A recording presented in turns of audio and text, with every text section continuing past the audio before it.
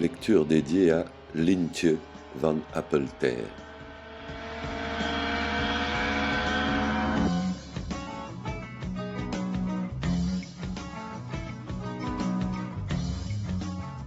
Texte initialement paru dans la revue étudiante Ouourou en 1994 à la faculté de Tolbiac à Paris,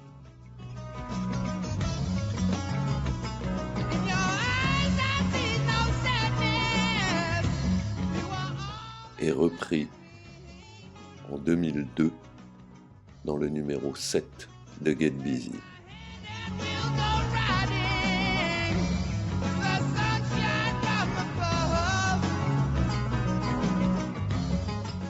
Louis Fall, dit Battling Siki, fut le premier champion du monde de boxe africain. Arrivé en France presque par hasard, devenu champion du monde quasiment par erreur, il refusa longtemps d'aller en Amérique. C'est là-bas qu'il mourut, assassiné dans la misère et l'oubli, enterré à la fosse commune, jusqu'à ce que Mohamed Ali ne fasse rapatrier ses cendres dans les années 80. Louis Fall, Battling Siki, la Vierge Noire. À la fin, Battling, on le voyait lamper du pétrole au pied des réverbères, juste avant d'être numéroté 30-079 à la morgue de New York en 1925. Mais reprenons. 1897. Oulimata en était à son 3e mari pêcheur lorsqu'elle offrit le petit Moudou Fall au soleil de Saint-Louis du Sénégal. Très vite, on l'appela Mbarik plutôt. Mbarik, c'est turbulent en Wolof. L'école coûtait cher puisqu'elle ne rapportait rien. Alors Mbarik plongeait dans l'eau du port. Il repêchait les pièces que de charitables touristes condescendaient à lui lancer pour son salaire. Il était déjà fort et luisant, comme les inquiétants noirs qui portent les paquets dans les Tarzans. Le travail s'appolit. Une artiste négrophile en tournée, moitié batave et moitié chleu, un peu danseuse, un peu trentenaire, un peu salope et négrière, le remarque. Elaine Marie Holtzman Gross, elle, comme l'appelait Siki, fait stopper le bateau. C'est donc grâce à elle. Achat, rapt, consenti, adoption, personne ne sait bien. En tout cas, voilà le Malabar Jeunot avec son faciès très afro, sa coiffure hearnsienne, ses yeux doux et rigolards, les paupières saupoudrées de phyte et d'embrun, les lèvres gercées par les premières brises mauvaises, en route vers la misère, la gloire, la mort, l'Europe. À Marseille, à part un crapuleux tavernier, personne ne veut du négrillon en pension. Comme à Guettendar, son quartier, le revoilà plongeur, mais dans les eaux crasseuses d'un resto occidental. Un jour, un pochetron raciste l'insulte, le cogne et l'allonge. Mr. Fall se relève, sourit et corrige correctement le fautif. À une table, il y a un manager de boxe. Lui aussi, il sourit. Il y en a toujours un qui traîne dans une vie de boxeur. Il engage Fall. Elle est déjà loin. Assez vite, il devient Battling Siki. En boxe, à l'époque, Battling, c'est comme MC dans le rap. Et Siki, c'est par déformation de Sigil, redresse-toi en Wolof, qu'il ne manquait jamais d'ordonner à ses adversaires trop tôt KO. Comme on est en 1914, c'est la guerre. Siki tiraille, comme les copains. Un héros tout plein de médailles, dit-on. De toute façon, il n'aura pas le temps de se faire refuser une pension. À son retour, malgré une absence de garde qu'il gardera toute sa vie, Siki aligne quelques adversaires probants. Le Sénégal étant à l'époque une province d'au-delà des mers, c'est donc en provincial que Siki monte à Paris. Il y boxe un peu, puis trace vers le nord, déjà moins raciste, Belgique, Hollande, Rotterdam. Sa voix grave et écorcheuse de R ne tarde pas à séduire Lientje, la fille de son proprio, Van Appelter. Un vrai fan de boxe ne peut pas être raciste. Après que Siki eut nettoyé Rotterdam de tous les gendres potentiels, et grâce à la bienveillance de sa future belle-mère, on lui donne Lientje. De retour à Paris, rue d'Orléans, un mini Louis Fall café au lait vient réveiller un Siki obligé de retourner à la salle pour faire vivre les siens. Juste après Jack Johnson et un peu avant Al Panama Brown, Battling Siki est un des premiers nègres qu'on ose prendre pour un homme. Dans ces drôles d'années 20, où Joséphine Baker ne fait pas bander que Simon, et où Ernest Léardé et Stelio offrent aux Blancs de Paris la biguine.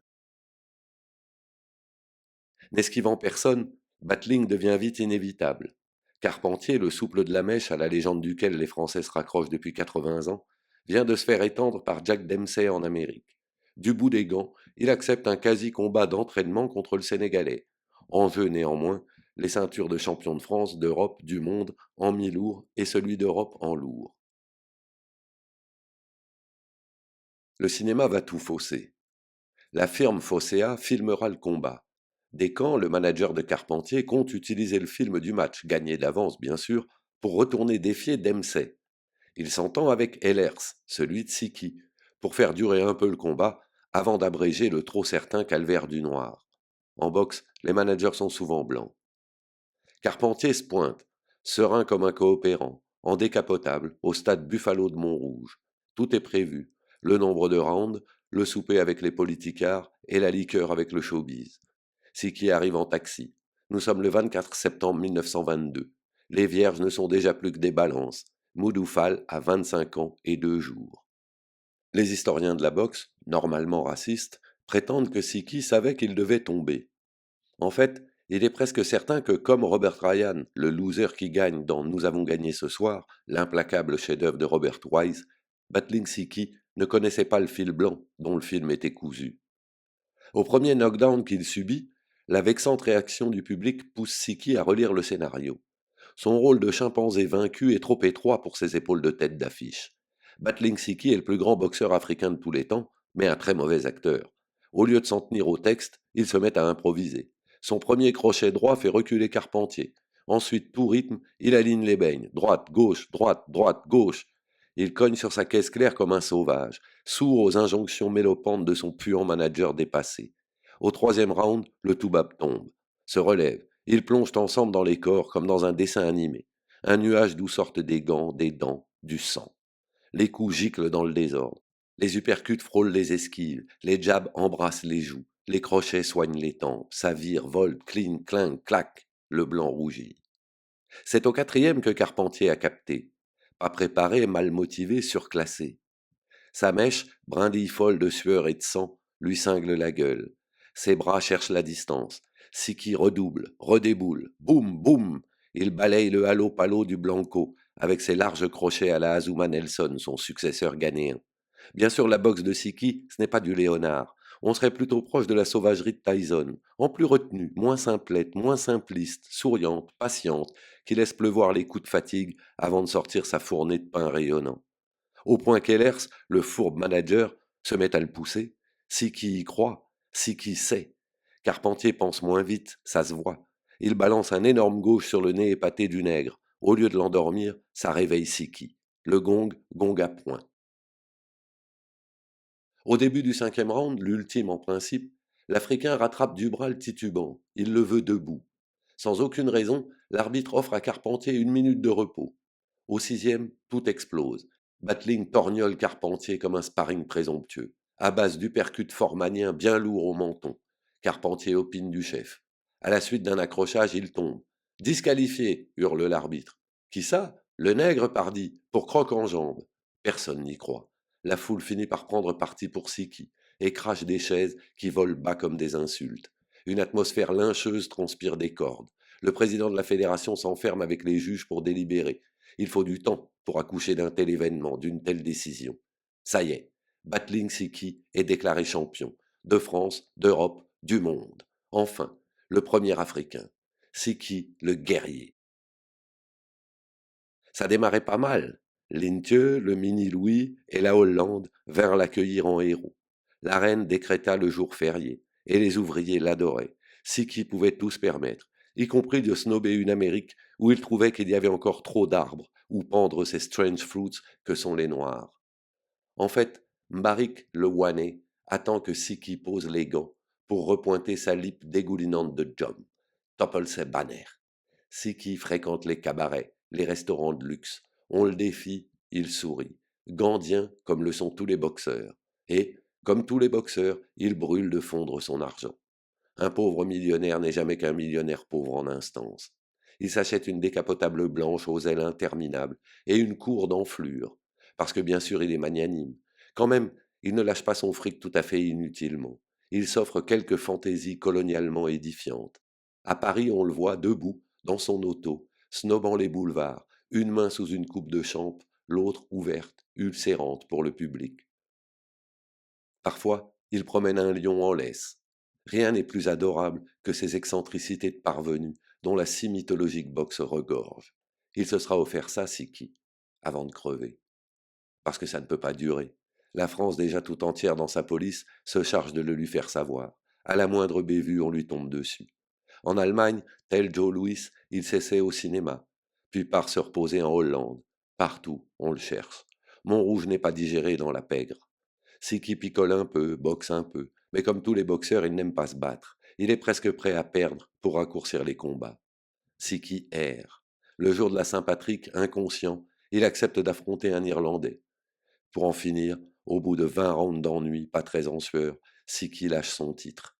Il a la tête ailleurs. Même sa Lintje n'arrive plus à remettre à flot son homme en perdition.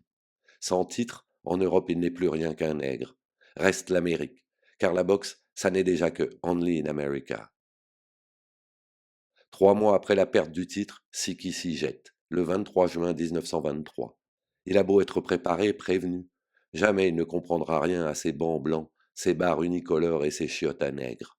Même avec le dernier pécor sudiste, l'Africain discute le bout de ségrégation. Siki zigzague à travers l'Amérique, entre les bars, les bagarres, les procès insanes et les combats indignes. Il n'écrit plus à Lintje. D'ailleurs, il vient d'en rencontrer une autre, Liliane Werner, fille de proprio elle aussi. Les cachets de plus en plus maigres qu'il reçoit, il court les distribuer dans Harlem. Les mois s'éternisent, puisqu'ils sont les derniers. De plus en plus ahuri, Siki se promène maintenant avec un petit singe. Il n'a plus rien à dire aux hommes. Il ne les entend plus. Même lorsqu'il s'appelle Al Panama Brown et qu'il lui conseille de rentrer au pays. Le 15 décembre 1925, en face de la 41e rue, il prend 2 balles dans le dos pour lui apprendre à être champion du monde trop tôt. On l'enterre au grand cimetière des Noirs, la fosse commune. En 1976, toujours considéré comme un champion par accident, les temps changent, pas les blancs, on l'enterre plus à sa place, près de Louis Armstrong. Au Sénégal, où on n'hésite pas à le comparer à El Hadj Omar ou à Serigne Touba, on attend le retour des cendres. Signe entre les signes, c'est le plus grand, Ali lui-même, qui les fera transférer au début des années 80. Siki dort maintenant dans les bras de Saint-Louis la Fluviale. Grégory Proch.